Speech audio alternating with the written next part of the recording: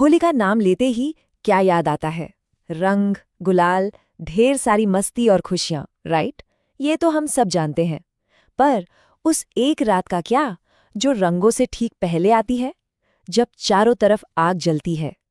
आज हम उसी होलिका दहन के पीछे की कहानी की गहराई में उतरेंगे। वो कहानी जो इस त्योहार को सिर्फ एक जश्न से कहीं ज्यादा एक गहरा मतलब देती है। तो कभी सोचा है कि वो जो आग जलती है वो सिर्फ लकड़ियों का ढेर है या फिर उसमें कुछ और भी है जो जल रहा है? देखिए, होलिका दहन सिर्फ एक रस्म नहीं है, ये एक बहुत ही पावरफुल सिंबल है। एक ऐसी कहानी का प्रतीक जो हमें हर साल याद दिलाती है कि आखिर में जीत तो हमेशा अच्छाई की ही होती है। तो फिर क्या है ये कहानी? आइए पता लगाते हैं। इस आग का जो राज है ना, वो एक बहुत पुरानी कहानी में छुपा है। एक ऐसी कहानी जिसके 3 मेन किरदार हैं। एक एक ऐसा राजा जिसका घमंड ही उसका भगवान था। दूसरा, उसका अपना बेटा जिसकी भक्ति में कोई कमी नहीं थी। और तीसरी, एक ऐसी औरत जिसे आग भी नहीं जला सकती थी। तो कहानी का पहला और सबसे अहम किरदार है राजा हिरण्यकश्यप। उसे अपनी ताकत का इतना नशा था कि वो खुद को ही भगवान समझने लगा था। उसने हुक्म दे दिया था कि भाई पूजा किसी और की नहीं होगी, सिर्फ और सिर्फ मेरी होगी। उसका जो अहंकार था ना, वो उसकी शक्ति से भी कहीं ज्यादा बड़ा हो चुका था। पर मजे की बात देखिए, उसी घमंडी राजा का बेटा प्रहलाद भगवान विष्णु का सबसे बड़ा भक्त निकला। पिता की हर धमकी, हर हुक्म को नजरअंदाज करके प्रहलाद की जुबान पर बस एक ही नाम था, नारायण नारायण। और यहीं से शुरू हुई अहंकार और आस्था की सीधी टक्कर। प्रहलाद की ये जो भक्ति थी वो कोई मामूली पूजा पाठ नहीं थी, ये तो उस शक्तिशाली राजा के अहंकार को सीधी चुनौती थी। ये कहानी सिर्फ बाप बेटे की नहीं है, ये इस बात की कहानी है कि जब विश्वास सच्चा हो तो वो बड़े से बड़ी ताकत की नींव भी हिला सकता है। अपने ही बेटे की इस आस्था को देखकर हिरण्यकश्यप गुस्से से पागल हो गया। उसने प्रहलाद को रास्ते से हटाने के लिए क्या कुछ नहीं किया। कभी जहर दिया, कभी पागल हाथियों के पैरों तले कुचलवाने की कोशिश की, तो कभी उसे ऊंचे पहाड़ से नीचे फेंकवा दिया। लेकिन हर बार जैसे कोई चमत्कार हुआ, प्रहलाद की भक्ति ही उसकी ढाल बन गई और हर बार नाकाम हो गया। अब जब उसके सारे तरीके, सारी साजिशें फेल हो गई, तब हिरण्यकश्यप ने अपना आखिरी और सबसे खतरनाक दांव खेला। उसने मदद के लिए अपनी बहन होलिका को बुलाया। होलिका, जिसे एक ऐसा वरदान मिला हुआ था कि आग उसे छू भी नहीं सकती। अब जो प्लान बना वो बहुत ही भयानक था। तो अब अग्नि परीक्षा का पूरा स्टेज तैयार था।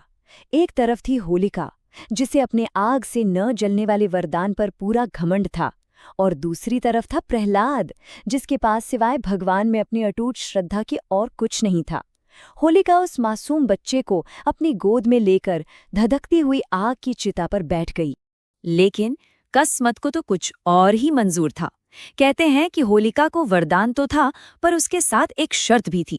शर्त ये कि वो अपनी इस शक्ति का कभी गलत इस्तेमाल नहीं करेगी।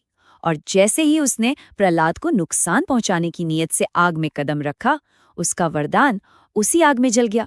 होलिका राख हो गई और प्रहलाद, वो अपनी आस्था की चमक के साथ बिल्कुल सुरक्षित बाहर आ गया। तो ये थी कहानी, लेकिन इसका असली जादू पता है कहाँ है? कहानी में नहीं, इसके पीछे छिपे हुए मैसेज में। एक ऐसा मैसेज जो हजारों साल बाद भी उतना ही सच है, उतना ही रेलेवेंट है। तो चलिए अब इस कहानी के असली मतलब को समझने की कोशिश करते हैं। अगर इस पूरी कहानी को सिर्फ 2 शब्दों में समेटना हो तो वो क्या होंगे? सिंपल, भक्ति जीत गई। हिरण्यकश्यप की सत्ता, होलिका का वरदान, सब कुछ प्रहलाद के विश्वास के आगे हार गया। ये इस बात का सबसे बड़ा सबूत है कि सच्ची आस्था से बड़ी कोई और ताकत हो ही नहीं सकती।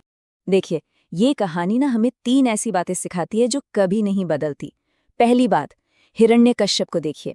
अहंकार चाहे आसमान छू ले, एक ना एक दिन उसका टूटना तय है। दूसरी बात, प्रहलाद की आस्था। सच्चाई और विश्वास की नाव हो सकता है थोड़ी हिले डुले, पर वो डूबती कभी नहीं। और तीसरी और सबसे जरूरी बात, होलिका को मिला वरदान।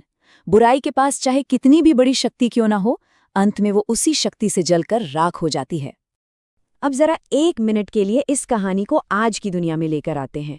आज की होलिका कौन है?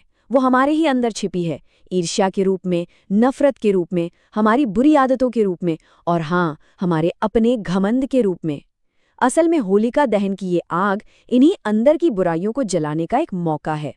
तो अगली बार जब होलिका की आग की लपटों को आसमान छूते हुए देखें तो एक बात जरूर याद रखें, ये सिर्फ बाहर की आग नहीं है, ये एक तरह का इन्विटेशन है अपने अंदर झांकने का और उन चीजों को पहचानने का जो हमें एक बेहतर इंसान बनने से रोक रही हैं। तो ये सवाल हम सबके लिए है। इस होलिका दहन, उस आग में हम अपनी कौन सी एक चीज को जलाकर खत्म करना चाहेंगे? वो गुस्सा जो रिश्तों में दरार डालता है, या फिर वो अहंकार जो हमें कुछ नया सीखने ही नहीं देता? अब ये फैसला हमें करना है कि हम इस आग को सिर्फ एक रस्म की तरह देखते हैं या फिर इससे खुद को बेहतर बनाने के लिए एक